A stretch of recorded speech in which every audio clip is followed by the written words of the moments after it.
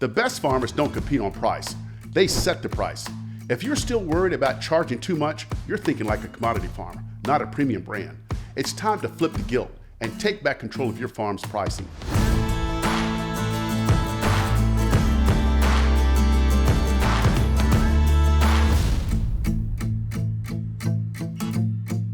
Jim, why do so many farmers feel guilty about charging what they're worth? Well, they're totally ashamed.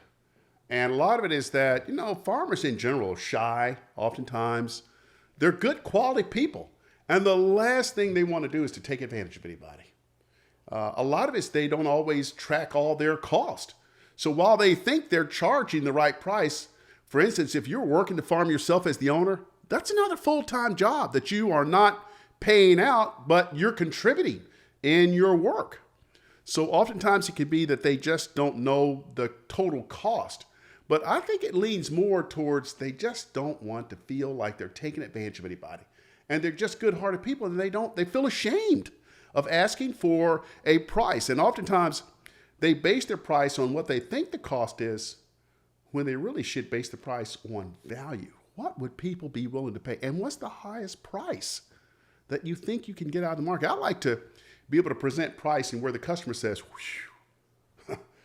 you're good. Was there anything you can do at this price?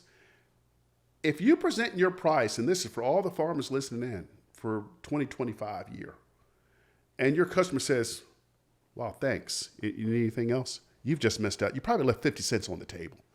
So it's about having pride. It's about understanding what you've gone through. It's understanding that you've got premium customers out there who are looking for chemical-free product. They understand that if they feed their families the right kind of food, their children won't have earaches. They won't have asthma. They won't end up being bloated because they're going to have, as you talked about earlier, things that are in our food, Grant, that what's it make them do? Makes them sick. And but then our kind of food, it helps to clean them out. What's it called? It's the P word. Probiotics. That alone is enough to charge another $1.50. That ours has got probiotics. And I want to go to a couple points that you mentioned earlier. I think it's all about how you value yourself and what you're doing. You're going out and you're buying McDonald's. That's part of your expenses. Yep. I think there's a big difficulty with farmers of separating what's my personal expenses and what's my business expenses. And 100% you put your truck on there because you're paying gas. You don't want to be paying taxes on this stuff. And you may be paying off your truck still. And, including it with the business, purchasing it with the business because you're using it for the business. Keep track of what percent of the time you're using it for personal use and what percent of the time you're using it for your business. So, those are the financial reasons. But on the flip side, like what I learned at American Express and some of these other companies that produce these top category leader products, American Express always, their expense for, if you want an American Express card, you're going to pay more for that card on an annualized basis just for the member fees than you would have to pay for Visa or MasterCard. But American Express was very good at being able to say, if you've got American Express, when you go to somewhere and you eat and you lay out the American Express card, people are like, whoa, that's a different person. And then you've got the gold card. Then you've got the platinum. Then you've got the black card. They understood the American psyche, which is, I want to be successful. I want to be perceived as smart. I want to do the right things for me. And so as organic farmers, we've got to make sure that we're constantly explaining the value, that it's chemical free. And, we had talked about this on some of the other episodes about the value of our story. We've got to talk more about our story, the story of perseverance, the story of American success, the American dream. And that if you consume our produce, you too are going to be successful. Now, for retailers and wholesalers, we've got to sell them on, this is not going to work for your discount customers. If you're a retailer, your customers who are coming in your store looking for the best price, we call those cherry pickers, they're never going to buy organic because they are cheap. We're going to be selling the retailers and the wholesalers on our product is for your premium customer, your high demanding customer. And the only way you can satisfy their needs is to offer Gucci style goods. And Gucci in the food category and produce is locally grown produce. And if you provide that, you're going to have a competitive advantage and you're going to retain those most important premium customers. That's what we got to sell. And that's why I charge for okra $5.50 to $6 when everybody else in the market saying $2 and $3. I also had a customer. It's important to, and Eric taught me this, you all taught me this, because when he first said, do you want to grow okra? I'm like, I've never grown okra. I never even tasted okra. But the interesting thing about okra is that no one in the market in Lexington produces it. So I had this customer, and I told him it's $6. They said, $6?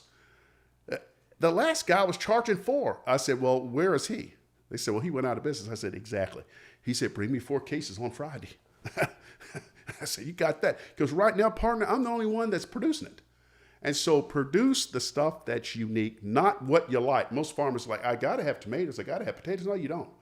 If you and I learned that with cabbage. If everybody in the market's got cabbage, guess what? The price is 50 cents a pound. But on okra, we can get more because there are not a lot of farmers out there growing it. And, unfortunately with my father, he was very successful on the farm, but he never charged for labor. He never factored in, property taxes even. He didn't even factor the cost of the land.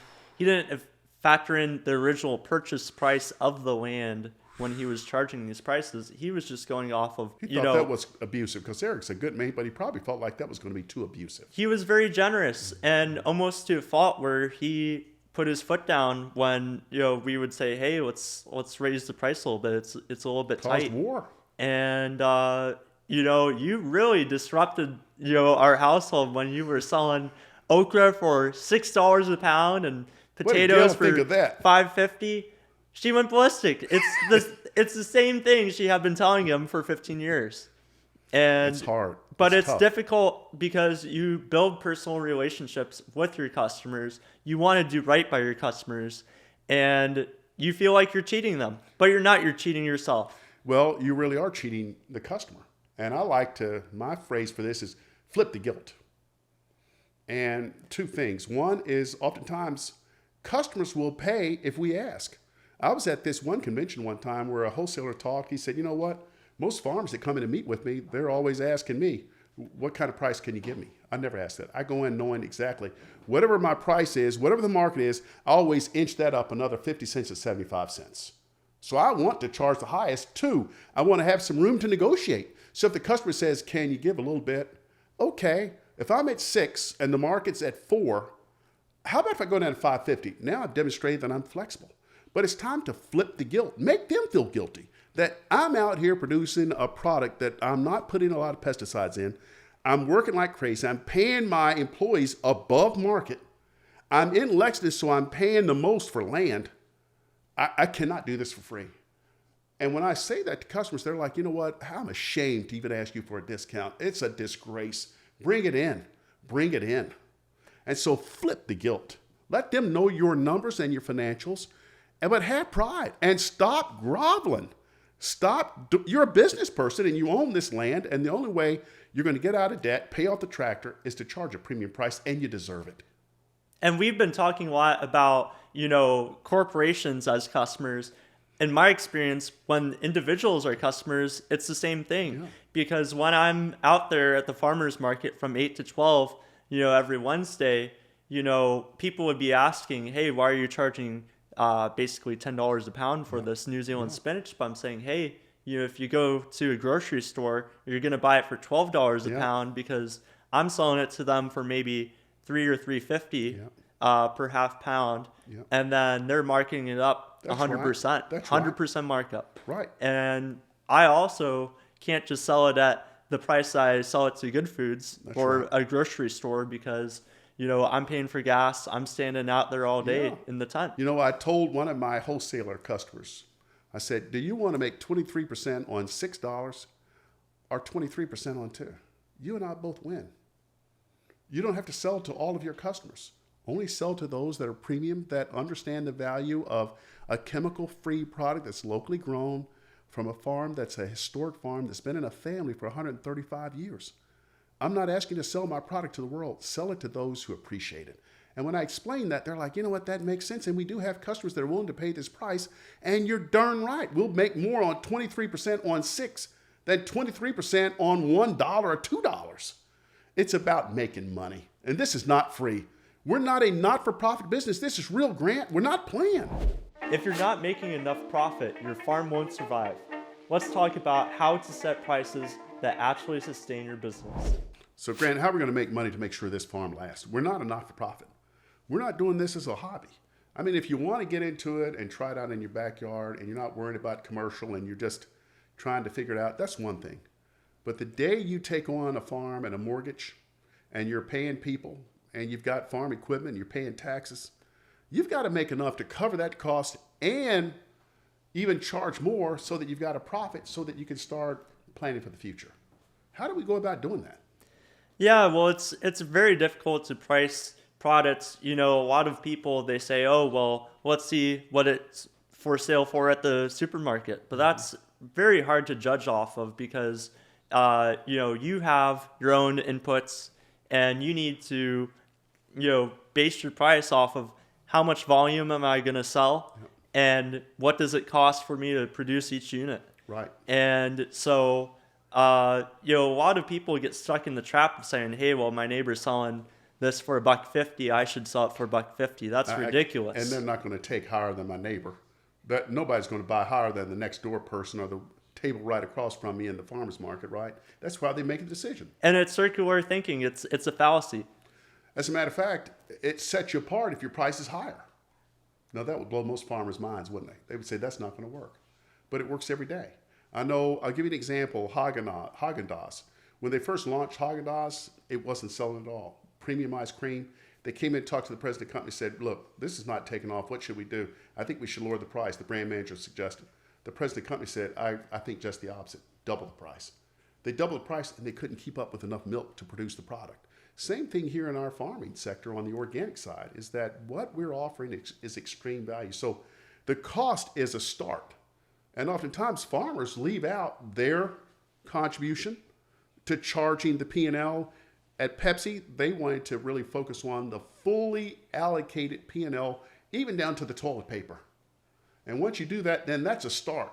But for organic farmers, you can't just stop there and say, okay, well, if my cost is $1.50, even all in with what Coleman's saying, well, I'll just charge $1.55 or $1.80. You're still beating yourself because then you're leaving on the table all the tremendous value. 3, we want to focus only on those premium type customers. We're not going to sell to everybody. We're going to sell to the smart, intelligent, thoughtful, health-conscious consumer who's looking for locally grown organic produce and they have the discretionary income to pay for it. So if my cost is $1.50, most farmers would charge from there $2.50. My price is going to be $4. It's going to be crazy. My prices are going to be ridiculous. But not everybody's going to buy it. It's going to allow me to market. It's going to allow me to build my brand and pay better wages to my people and have a more sustainable farm. What do you think?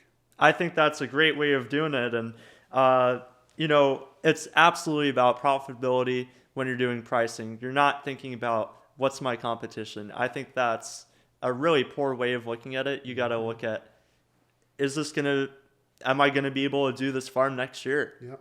You're not going to be able to buy new equipment every year if you're just charging $2 a pound for something. You need new equipment. You need to do maintenance. There's a lot that you're not taking account for.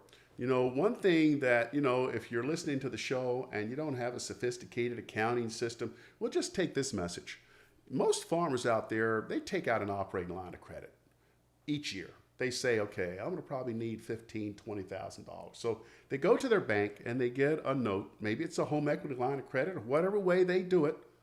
Oftentimes it's a 1-year maturity note. You got to pay it back. And they think to themselves, I'm charging enough. We're going to do a lot of volume. So after I pay that off, I still should have maybe 3 to 5, 10,000 left over. The second year we were in business, I had to go into my investment accounts to pay that note off. And that told me right there, you don't have to be Einstein to figure out we ain't charging enough. Now, either I need to cut back somewhere or charge more or a combination of the two. And so getting smarter has allowed me to say, with a clear mind and a clear conscience, I ain't coming out each year subsidizing this for customers, for retail and wholesalers.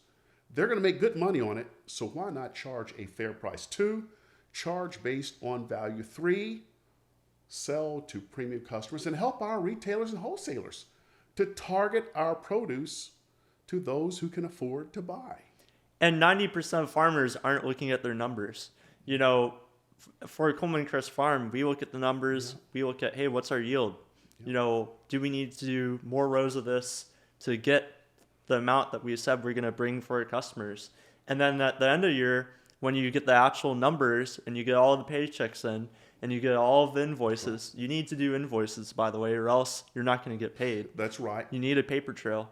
And once you have that all together, you need to be able to say, what's my margin on each crop? Jim, the first year I said, hey, this is why I want to grow because I think they're great. They grow well in Kentucky. They sell well. And then you took a look at them and you said, hey, let's just do like 5. And you know what? I was wrong. You know, for the CSA, we needed 20 or 25 different items because we needed variety in customers' baskets. And the CSA was the community supported agriculture. But it's a totally different business model when you're selling to grocery stores and wholesalers and restaurants because you need less variety, less selection. You need one variety of each type of plant. Yep. And you need to less is more. Absolutely. And you even switched from having red and white potatoes to what? Just red or just white? I'm doing red. You're just doing red. More yield. Yep. You know, I got it down quick to sell things that are in demand, that are heavy, that are easy to plant and easy to harvest. Now, that took me about 3 years to get to that point. But that really is organic farming economics. You know, it would be wonderful. We grew basil last year because I had a customer that wanted to buy it. And they did buy it all. But the amount of labor that went into pruning it, and even when you put it in the nice shells that you all donated, and even when you put it in a box, the box weighs 10 pounds. Well, now you can get $15. But you can get more success if you have that box where it's 30 to 40 pounds and you're getting $6 a pound. And so the economics on determining what to grow, like one year we grew tomatoes. Now, tomatoes grow really well if you got a hoop house, like, you know, our good friend Maggie, and like you all did. But if it's uncovered, what happens? Well, when it's uncovered, all the bugs get into it. You know, you don't have as long as a growing season. And really, you got to figure out, you know, what crop is making me the most money and put that in the greenhouse. Because you remember that time it rained? What happens when it rains outside and it's not covered on tomatoes? Well, so that kind of goes into our next topic is our tomatoes. So, you know, a lot of people will sell tomatoes for $1.50 a pound, say, and we could never get away with that. You know, just in general, I'm never going to sell anything for $1.50.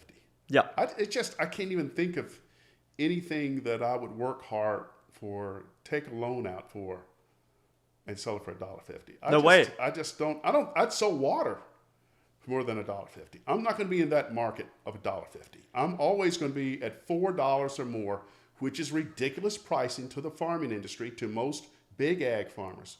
But I'm not going to even play in that market. And that's a strategic decision. When you think of a water bottle company, so say Nestle, they pull water out of the ground, they bottle it.